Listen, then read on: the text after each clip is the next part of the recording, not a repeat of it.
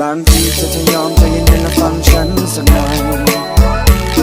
บางวันที่ไม่เจอทำให้เธอต้องเงียบเหงาบ่อยๆไม่จริงไม่เลยยังไม่เคยจะไปหาใครๆที่อย่าไปคิดอะไรก็อยากให้รู้เอาไว้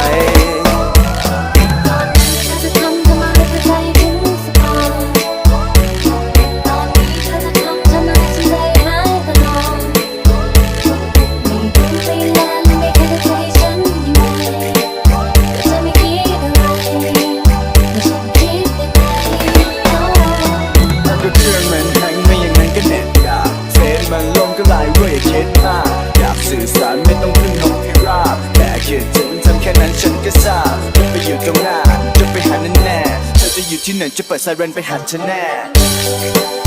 คิดถึงฉันเอาไว้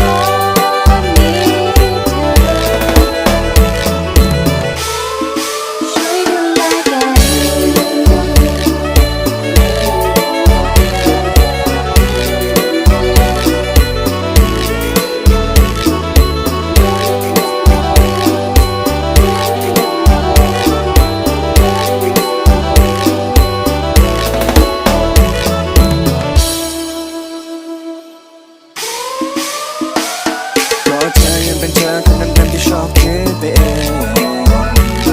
และเธอยังเป็นเธอคนเดิมๆที่โง่ไม่เก่งแค่คำเดียวเป็นอะไรที่ทำพูดไม่ออกก็อยากจะซึ้งจะพอแต่ทำความไม่ออกก็คลื่นมันแห้งไม่อย่างนั้นก็เน็ตหนาเฟซมันลงก็ไหลเรื่อยอย่าคิดมากอยากสื่อสารไม่ต้องพึ่งนกพิราบแค่คิดถึงทำแค่นั้นฉันก็ทราบจะไปอยู่ตรงหน้าจะไปหาแน่ๆเธอจะอยู่ที่ไหนจะเปิดไซเรนไป